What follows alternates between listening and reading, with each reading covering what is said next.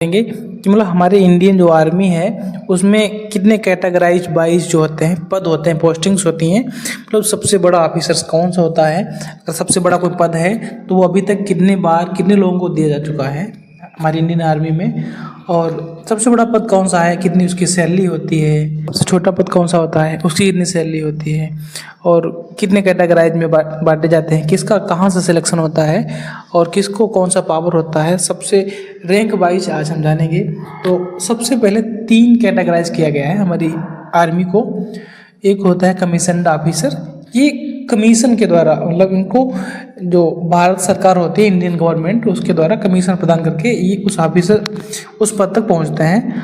और उसके बाद में जो सेकेंड पद होता है, सेकेंड जो पोजीशंस होती हैं वो जूनियर कमीशन ऑफिसर होते हैं। और तीसरा अदर रैंक्स जो OR में आती हैं।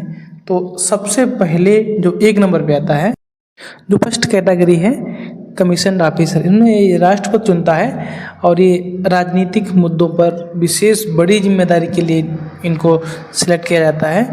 और इनमें जैसे कि सबसे बड़ा पद फील्ड मार्शल का होता है। और अगर बताएं वर्तमान में कोई भी फील्ड मार्शल अभी नहीं है।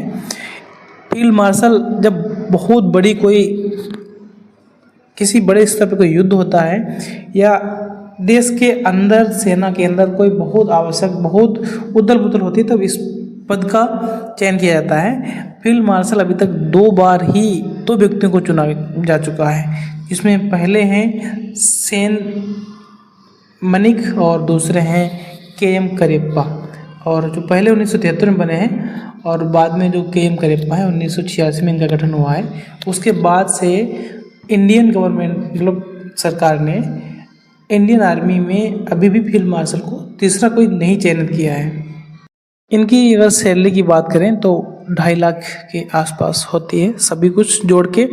और उसके बाद में जो रेगुलर पद होता है, जो रेगुलर पद हमेशा से चला आ रहा है, आज भी उस पद पे लोग हैं, उस पद को मतलब थल सेना का चीफ ऑफ आर्मी कह सकते हैं, चीफ ऑफ आर्मी स्टाफ कह सकते हैं, थल सेना अध्यक्ष कह सकते हैं या थल सेना प्रमुख भी कह सकते हैं। उस पद को हम जनरल बोलते हैं। जनरल, इनकी सैलरी भी 2.5 लाख के आसपास होती है।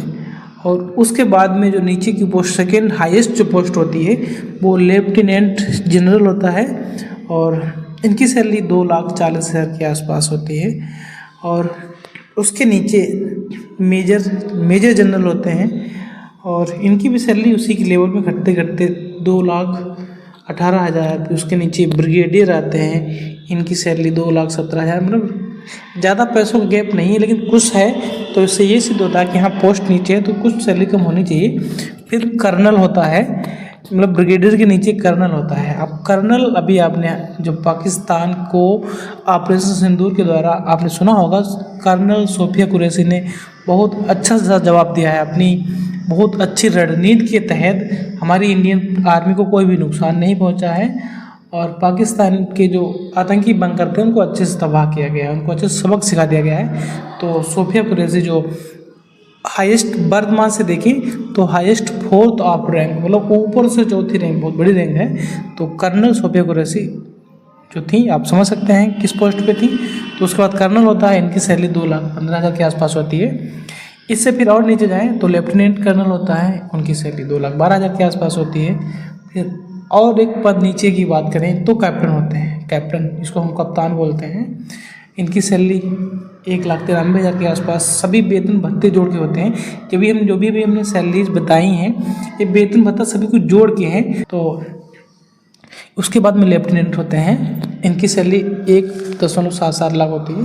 फिर इसके बाद में जो सेकेंड कैटेगरी है जूनियर कमीशन ऑफिसर्स होते हैं, उनका इसमें रैंक आता है। इसमें 1 नंबर पे जो सेकेंड मतलब या तो उसके बाद में कह सकते हैं या जो जूनियर कमीशन ऑफिसर में उसमें सबसे ऊपर सूबेदार मेजर होते हैं और इनकी भी सैलरी 1,31,000 के आसपास टोटल सभी कुछ जोड़ के होता है।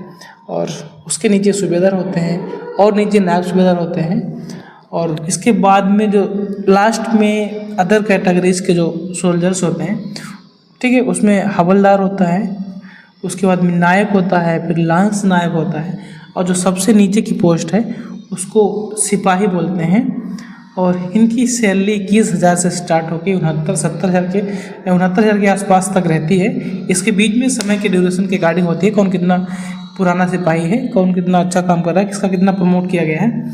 और उसके बाद में अभी जो नई स्कीम लॉन्च की गई है अग्निवीर सिपाही, ये भी अग्निवीर भी सिपाही ही है। सिपाही की जो लास्ट पोजीशन होती है सिपाही होते हैं, और उसमें चाहे सिपाही कह लीजिए, लेकिन अब इनको एक नया नाम अग्निवीर दे दिया गया है।